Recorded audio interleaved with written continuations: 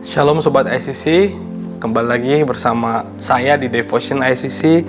Dan pada hari ini kita akan membahas satu perikop, yaitu di dalam kitab Efesus. Nah saudara, saya mau ngajak kita untuk menyelami sedikit latar belakang kitab Efesus ini. Mungkin nggak banyak saudara yang tahu bahwa Efesus adalah salah satu kota yang besar pada zaman itu dan sebuah melting pot di mana banyak sekali orang-orang datang untuk berdagang, dan kotanya sangat maju dan sangat sejahtera kotanya. Dan di situ ada satu ciri khas di mana banyak sekali penyembahan dewa-dewa zaman Yunani kuno. Ada lebih daripada 50 kuil penyembahan dewa-dewi, dan yang terbesar adalah kuil dewa Artemis atau dewi Diana, yang merupakan gambaran dewi kesuburan, dewi kehidupan atas binatang-binatang yang ada. Jadi banyak sekali pada zaman itu penyembahan berhala, dan Paulus menulis surat kepada jemaat Efesus di tengah-tengah itu bagaimana cara hidup sebagai orang Kristen, bagaimana identitas kita di dalam Kristus. Maka itu judul saya pada hari ini adalah di dalam Kristus. Nah, mengapa saudara ini penting? Karena jika kita melihat perspektif mengapa Paulus menulis surat kepada jemaat Efesus, mereka punya pemikiran seperti ini, di mana mereka dengan bebas memilih kepada siapa mereka menyembah. Bahkan ada lebih daripada 50 dewa-dewi yang mereka bisa pilih untuk mereka sembah.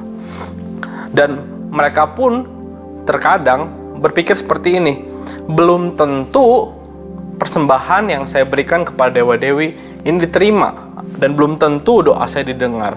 Maka itu mereka berusaha keras memberikan korban bakaran kepada ilah-ilah lain ini. Namun Paulus kepada jemaatnya di Efesus berkata seperti ini. Dia mengatakan bahwa di dalam Kristus, Tuhan yang disembah di dalam Yesus Kristus itu berbeda dengan ilah-ilah lain. Karena ada karya Roh Kudus yang menguatkan, meyakinkan sebagai orang Kristen kita adalah pilihan umat Allah.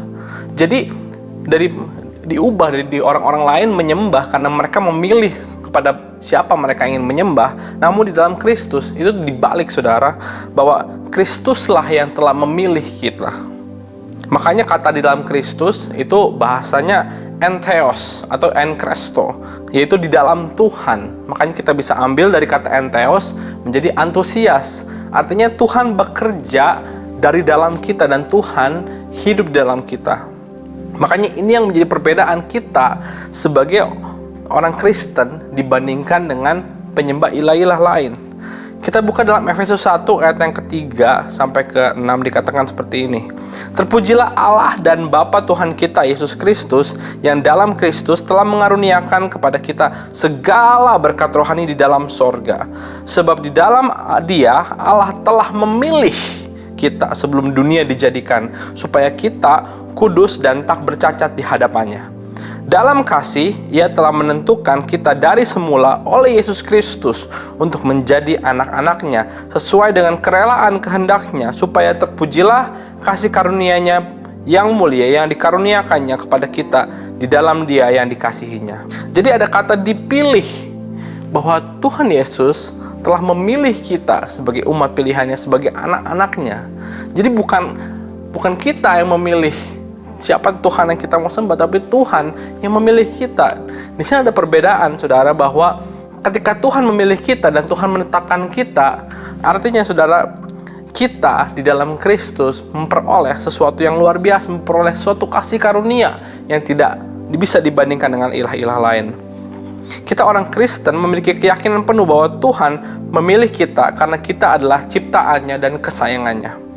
Kata dipilih, bahasa aslinya eklegomai, artinya to pick, choose, to pick or choose out for oneself, choosing one out of many. Seperti Yesus yang memilih murid-muridnya. Bukan murid-muridnya yang mencari-cari Yesus, tapi Tuhan Yesus yang datang pada muridnya, ikutlah aku. Begitu luar biasa ini saudara. Dalam bahasa Inggrisnya dikatakan, dalam terjemahan The Passion Translation, Every spiritual blessing in the heavenly realm has already been lavished upon us as a love gift from our wonderful Heavenly Father, the Father of our Lord Jesus, all because He sees us wrapped into Christ. This is why we celebrate Him with all our hearts. And in love, He chose us before He laid the foundation of the universe. Because of His great love, He ordained us so that we would be seen as holy in His eyes with an unstained innocence. Begitu luar biasa bagaimana kita adalah umat pilihan Tuhan. Lalu apa lagi yang membedakan kita dengan ilah lain? Yang kedua, di Efesus 1 ayat 3-4. Supaya terpujilah kasih karunia-Nya yang mulia yang dikaruniakannya kepada kita dalam Dia, yang dikasihinya, sebab di dalam Dia oleh darahnya kita beroleh penebusan, yaitu pengampunan dosa menurut kekayaan kasih karunia-Nya. Sekali kita lihat di Efesus, orang-orang datang berbondong-bondong kepada kuil dewa-dewi untuk meminta penebusan dosa. Saat mungkin mereka perkebunannya kurang, penghasilannya kurang, mereka datang kepada dewa-dewi meminta pengampunan. Banyak sekali korban-korban, bahkan sampai ada korban manusia yang harus dikorbankan demi meminta hujan atau demi minta kesuburan. Namun di dalam Tuhan, kita adalah orang-orang yang ditebus. Di saat orang lain membawa persembahan kepada dewa-dewi, mereka meragukan apakah persembahannya diterima atau tidak. Mereka merasa tidak jelas. Namun kita sebagai orang Kristen ditebus oleh darah Kristus secara cuma-cuma dengan darah yang mahal. Dalam bahasa Inggris, since we are now joined to Christ, we have been given the treasure of redemption by His blood, the total cancellation of our sins, all because of the cascading riches of His grace.